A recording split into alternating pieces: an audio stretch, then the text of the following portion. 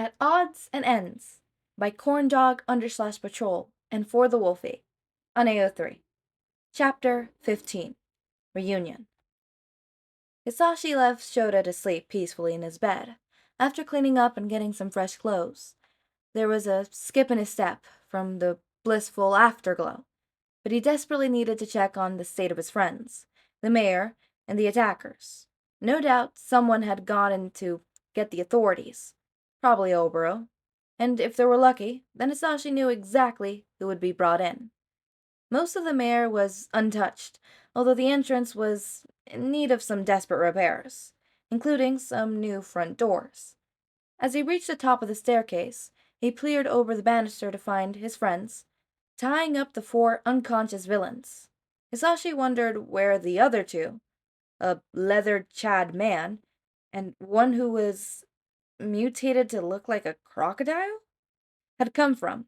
His question was answered when he noticed by Tensei, and the butler waved at him from below. He must have attacked Tensei and Shoda somewhere, and the vampire had protected him. He hurried down the stairs to find Oboro really wasn't there, as he predicted. Nomori instantly beelined for his side, while Kan ignored him to ensure the rogue villains were all secured. "So, how was it?" she asked immediately, an incorrigible grin highlighting her fair face. Hizashi laughed, sheepishly, and twiddled his thumbs. "The blood? Well, I've tasted it before, so—" She put her hand on her hips and gave him the look. Hizashi shrunk back a little. "Shoda's sleeping, so—" Her look only grew harsher, an immediate strategy. Hizashi nearly gave in, but Kan came to his rescue. "We were just attacked by crazy bloodsuckers," the guard growled, burning rage barely contained in each syllable. "And you decided to go and have sex with the untrusty human?" Hizashi stared at him. At the realization struck. "Oh, I only told Nomori." Tensei wheeled towards him, an exquisitive expression. "Do you know something about the human?" Hizashi laughed, and resumed twiddling his thumbs, practically feeling the sweat run down his forehead. His blood is an aphrodisiac." The room was deadly silent. And then, "His blood is a what?" Kan's voice was so loud that it might have knocked over the remaining walls if he had Hizashi's quirk. "Why is he still here? Get rid of him. That's by far the worst power for a donor's. He's probably—" Kan's broing paused. He stared at Hizashi, and then could see the moment the dots aligned in his head, as a murderous gleam filled his eyes. However, Hizashi quickly diffused the situation. "It isn't Shoda's fault. He can live here as long as he wants, whether his blood is drinkable or not. During the attack, he saved my life." Hizashi left out the part about taking the bullet specifically for Shoda, and about the donor actually being a hybrid. "Without his blood, I'd be dead. And even though he hates vampires, His face felt warm. "He took care of me." Nomori snorted. It was hard to gauge whether Tensei looked less or more troubled, while Kan's murderous gleam had softened, although he still didn't look pleased. Hizashi left out the part where Overhaul's ball, too, knowing it would be the worst possible time to bring up the topic. "Very well," murmured Tensei. "However, we should keep our attention on our company currently here. Obra has left to alert the authorities. The only attacker I'm familiar with is the one named Moonfish, who is a wanted serial killer, which leads me to believe that the others are wanted as well, including Muscular." Kan huffed. "As I keep telling you, we should run background checks on all our suitors." "I'm sorry I put you all in danger," Hizashi said, as he surveyed the 4 villains. "They probably attacked because of how I handled my date with Muscular. If I'd been smoother, then—" Nomori snorted and clapped him on the back. His legs were still shaky from his time with Shoda, but by some miracle he remained standing. "Don't put the blame on yourself. If anything, you should have been meaner to the guy." Hisashi nodded, but any response he would have had was interrupted when several figures entered the entrance. At the head were two very recognizable silhouettes. The first was Oboro, who looked relieved to see Hisashi was okay, and the other was... "I am here," called the vampire slayer, flexing his powerful muscles into a heroic pose. Framed in the open space that had once been Hisashi's front door was the most famous vampire slayer in the country, All Might. He was a large, muscular man with blonde hair and brilliant blue eyes. Around his neck was a silver collar, the trademark of a vampire slayer. It was an immediate relief to see him. "Hey, Toshinori," Hisashi said as he headed forward. "Thanks for coming." "How could I not?" asked the hero. "When I heard what happened, I gathered up the team and immediately came here." "These are the ones who attacked," Tensei said, gesturing to the tied-up villains.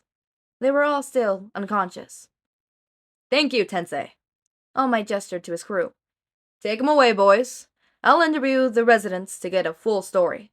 This way." All Might headed straight to one of the rooms. But when he opened it, he found it was a closet. He laughed far too loudly.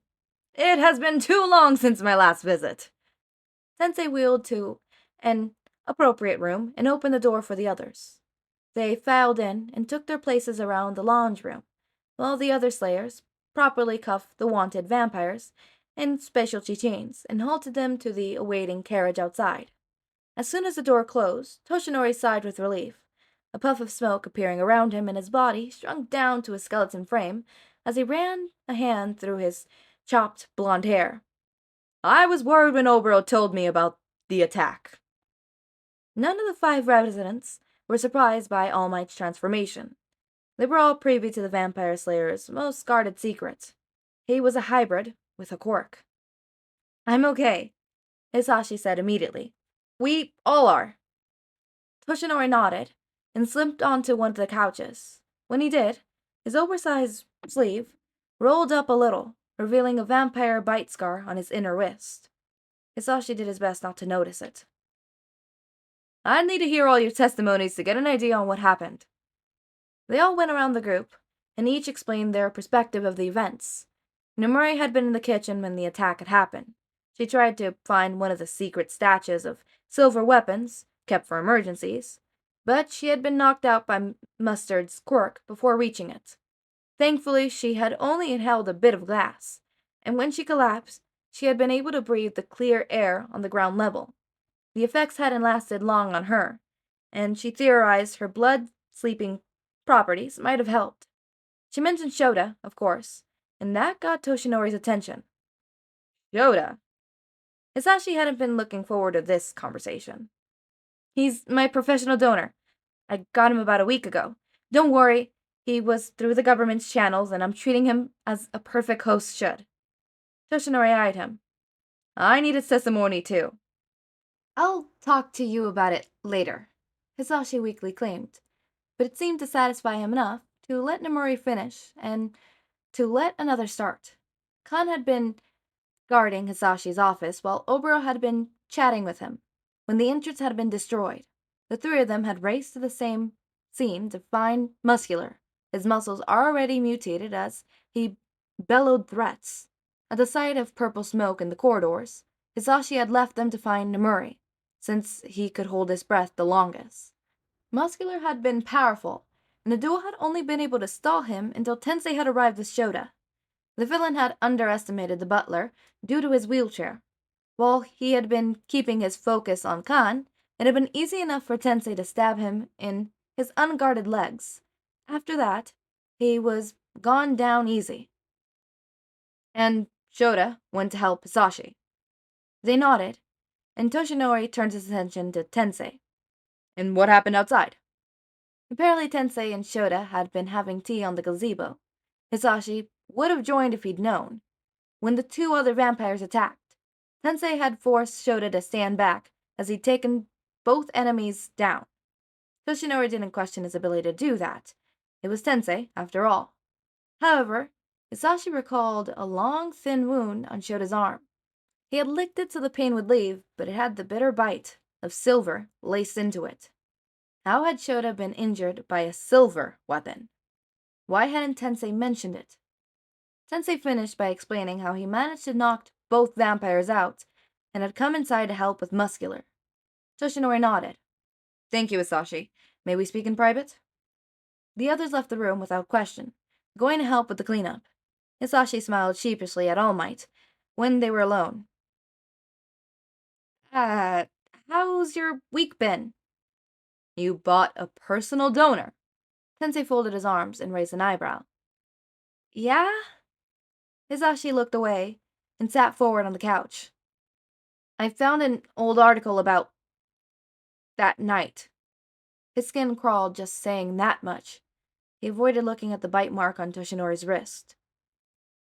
There was a sixth victim, a survivor. My number changed, so I figured I'd bring in someone else. Toshinori sighed sadly. Hisashi, you know you're not... I know, he cut in. But you always said personal donors were the most desperate people, so I wanted to give one a home. Tell me about him. Hisashi's face felt warm. Well, he's handsome and has a good heart, and was super brave with taking down Mustard. Toshinori's expression was knowing. I see. I think I understand why you didn't want me to meet him. His face felt like it was burning. I mean, there's no real reason to meet him, since he might kind of get weirded out that you're... Toshinori suddenly laughed, making Hisashi flinched. You must really like this Shoda. Hisashi glanced down and scratched the back of his head. Yeah, I mean, it kind of feels weird to introduce him to you. I mean, you're my dad. The comment only made Toshinori's smile grow. I completely understand. Well, judging by all the testimonies, I have a good idea about what happened with him. Hisashi nodded. The one issue is he doesn't really trust vampires. Well, if anyone can earn his trust, it's you. Hisashi sighed. I haven't felt very deserving of his trust. I mean, I haven't even mentioned the most famous vampire slayer in the country raised me, or about anything really serious except... His hands instinctively moved to his chest, where 2 gunshots now scarred his skin beneath the shirt. I should come clean about everything to him, but I'm scared he'll hate me more than he does already. According to Emi, Shoda had called him considerate. But if the human knew the truth about Hisashi's family, he'd definitely change his mind. God, how would Shoda feel if he learned about his past now, after they had sex? You're your own person, Toshinori told him gently. It was a familiar talk. If you like the Shoda, then I'm sure he's someone deserving of your trust. Thank you, Hisashi said, and his smile was almost genuine. And thanks for coming by today. So, back to my job. Is there any reason these vampires attacked you? One of them was a suitor, Hisashi said with a shrug. But he was swiftly rejected by the way he treated Namuri and Tensei. I suppose he got accept... One of them was a suitor, Hisashi said with a shrug. But he was swiftly rejected for the way he treated Namuri and Tensei. I suppose he got upset that I rejected him and decided to bring his friends over for revenge. It's extreme, but it just makes me all the surer that I made the right decision in denying him. Perhaps you should hold off seeing suitors for a while, Toshinori said with a frown. Especially since it seems you already have someone in mind. Hisashi's face grew hot. He wanted to tell Shoda everything, but he'd only known him for a little over a week. A little more time, and then he'd be ready to confess it all. Very well, Toshinori said as he stood. I won't disturb this man. However, you should invite me over for dinner soon, so I can officially meet him, and decide whether or not he is worthy of you." "I'd like that." He stood as well and hugged the man. "It was good to see you." "Definitely." They hugged. All Might returned to his muscular form, so he could swing him around. "Time to lock up some big, bad vampires." He set Hizashi down and ruffled his hairs.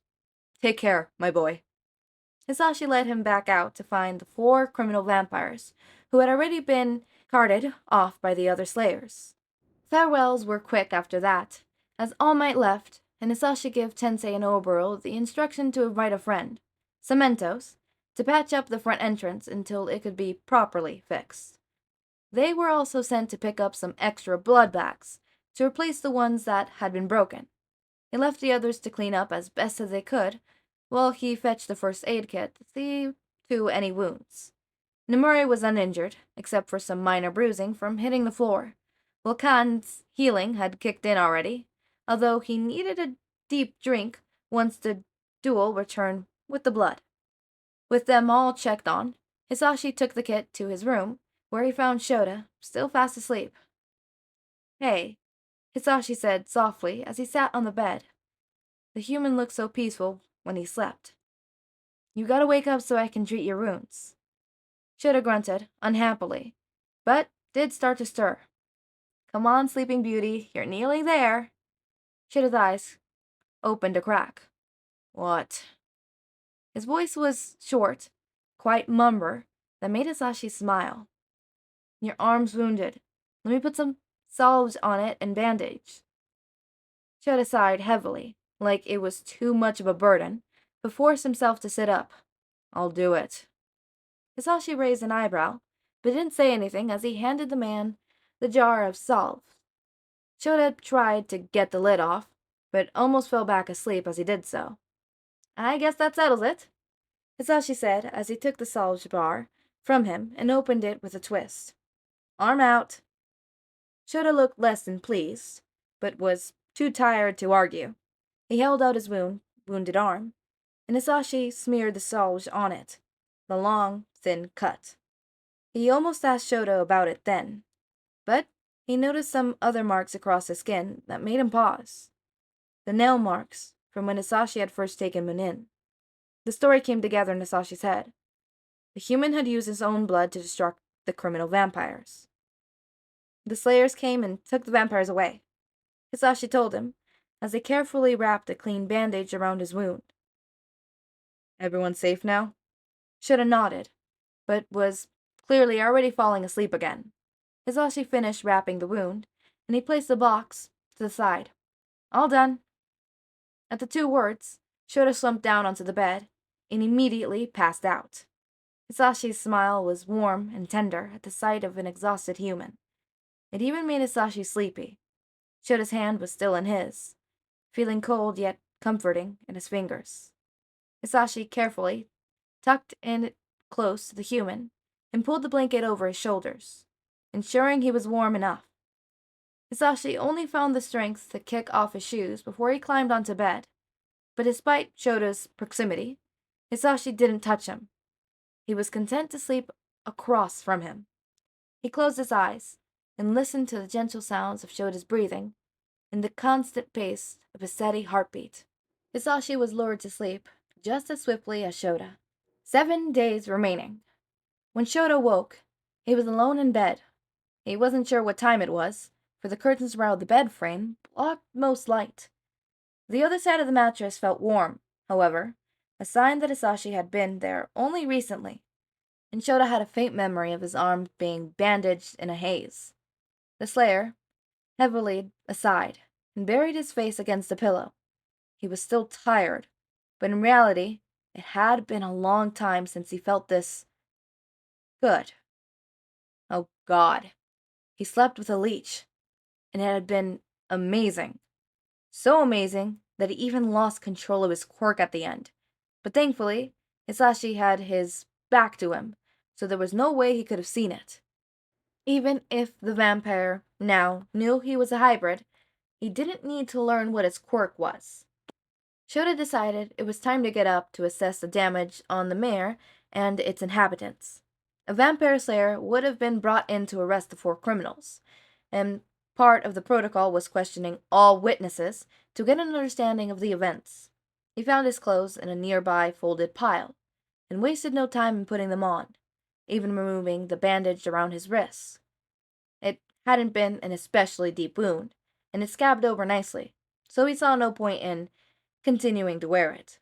Judging by the light through the windows, it was midday, meaning Shoda had slept for a while, and his appetite had yet to kick in.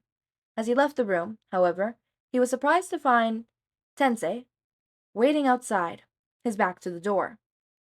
"Sorry, I slept late," Shoda said, as he walked to his side. "Is there a slayer to interrogate me?" Tensei looked up at him, his expression serious. "We sent him away, so your cover is safe. Hizashi-kan and Obara are out finding replacement doors for the entrance, while Nomuri is busy cleaning the rubble. I know the recent situation wasn't to your desire, but I need you to make it clear to Hizashi that you are not romantically interested in him." Shoda was taken aback, but didn't see any reason to say no. He thought he already made it blatantly clear that he had no interest in Hizashi, even if he was handsome and considerate. "Sure," he said. "Are you going to inform my supervisors?" It was a bluff. Shoda didn't clearly have a supervisor. Tensei shook his head. "No, but I'm going to prove to you that Hizashi isn't involved in anything you're investigating. First, you need to swim through. Come with me." Before he could say anything, the butler was wheeled away, and Shoda had no choice but to follow. He had no idea what Tensei was talking about. But, although this didn't link with Shoda's plan, if it meant Tensei didn't reveal his identity before the ball, then he was willing to play along. Besides, it was always important to gather information about vampires' families. Tensei led them through the mare, and to the grounds that stretched around the back of the house, only stopping when he reached the shore of the lake. "What gave me away?" Shoda asked, as he looked out at the angel statue, its wings spread to the side. "Did Best Jeanist tell you?" "Hakamada?" Tensei questioned, tilting his head. "No, I had my suspicions early on. When I cut you some fruit in the kitchen, your reflexes were too fast for a civilian, and there's something in the way you hold yourself. It's something minor, but something another slayer could easily notice." Shoda nodded. "You're a vampire slayer?" Several threads fell into place. "I was," Tensei clarified. "That story about protecting your brother in the market was a lie?" "Yes, I'm sorry for that. I wanted to put your mind at ease, to help you settle. It's close to the truth, just like your own story was.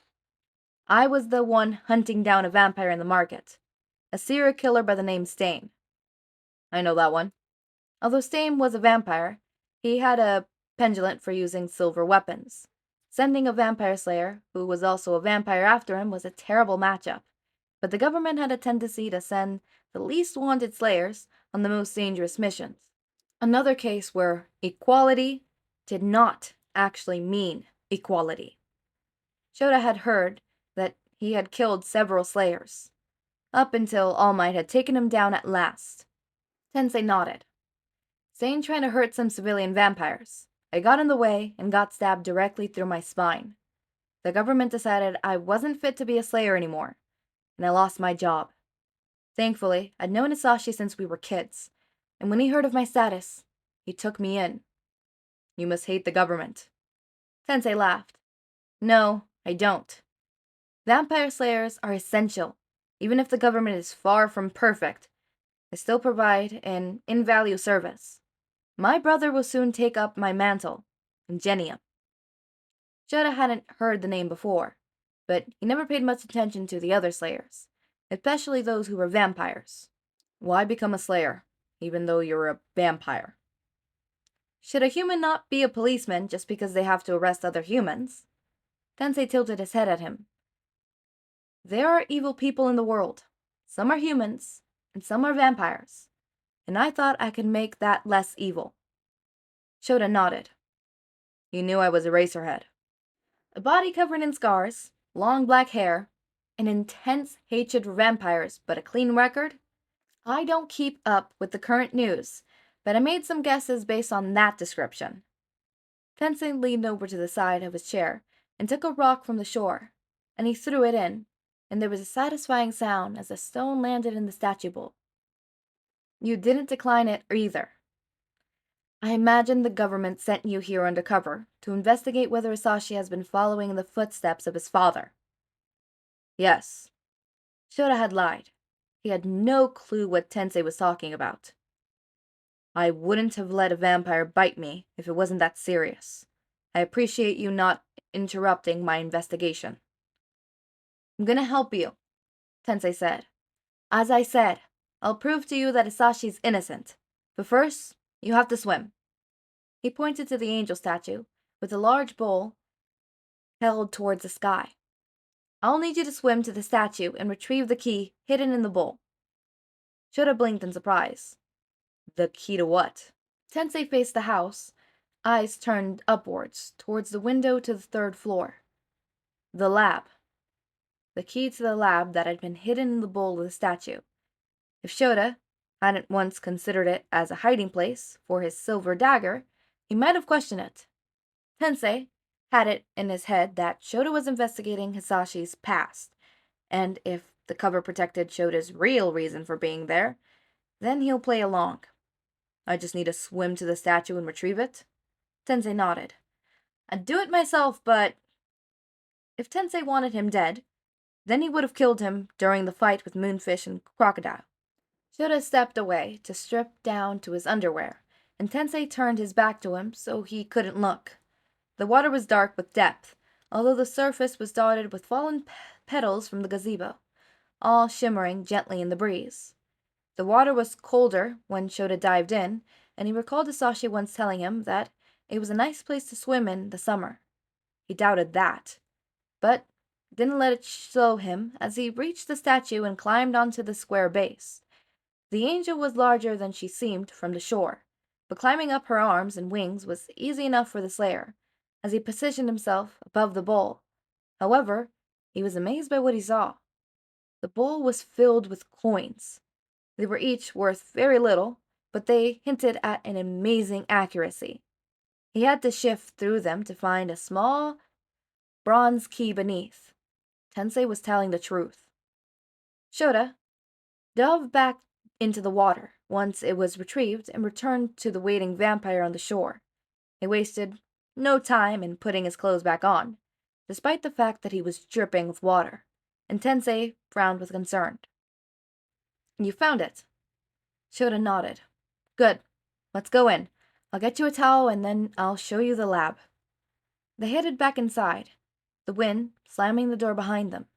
Tensei hurried off to fetch him a towel, but Shoda didn't waste any time, and reaching the third floor, he lit the glass lamp he used last time he'd been there, and made his way to one of the rooms of the mansion he'd never seen. Judging by the layout, there would be no windows inside, meaning it would be dark, and Shoda could already smell the stagnant dust from beyond the door. I'm going in, he called out to Tensei, but there was no response. Whether he had or hadn't heard it wasn't a concern. Shoda pressed the withered key into the lock and turned it, hearing a satisfactory click that confirmed it was unlocked. The door creaked as it opened, the hinges angry from disuse. A layer of dust covered everything in the room, and when his gas lantern shone inside, the light reflected off the small particles in the air. He habitually placed the key on one of the tables, and swapped the hand his lantern was held in. The furniture was placed chaotically, with the tables cluttered with empty test tubes and books that hadn't been closed in far too long. The room had been abandoned, without enough consideration to even tidy up or sort through the pieces inside. There were so many books strewn about the place that there was no wonder the nearby study was sparse. Someone must have had a bad habit of not returning them. On one of the tables was a wooden frame with a picture of a mother swinging her child. Despite the long, exposed time, both were smiling in the grainy, brown image. and Shoda could recognize a young boy in the picture as Hizashi Yamada. The woman must have been his mother, as she looked a lot like him, but his father was absent. Hizashi was quite young in it, maybe about 6, and the sight of the young child sent a pang of sorrow through Shoda. Shoda wasn't really sure what he was supposed to find that was worthy of investigating, but the sight of a picture made him lean against the table while he let his temporary grief subside. However, something rolled against his hand. He turned to see what it was. An old test tube. However, something was in this one. Shoda held it beneath his oil lamp. Judging by the line of red inside the tube, some of the liquid had been dried up over the past 20 years, but the majority of it remained, thanks to the tight seal. Blood tended to stay liquefied for a long time if stored properly, and the room felt naturally cold and dim. He frowned and went to place it back down, but paused when he noticed a small label peeking from inside the vial. Shoda turned it and let the light illuminate the single word written on it. At that moment, his entire world came to a screeching stop. Shoda dropped the vial, but as it rolled over the table's surface, the word repeated flashed in the lantern's light. He stepped back, his hands coming up to his mouth. His heart was thumping 1,000,000 miles a minute. There was a sound from the doorway. Shoda spun around in horror to see the silhouette of Tensei in the doorframe, a towel on his lap, and another lantern in his hand. "As you can see," he said as he wheeled forward, as if Shoda wasn't on the verge of breaking down. "The room hasn't been open for 20. What the fuck is this?" Shoda growled, his body naturally falling into a fighting stance. Tensei stopped. "The lab, of course." "No." Shoda grabbed the vial and held it towards Tensei. The label, clear in the lantern light. "What the fuck is this?"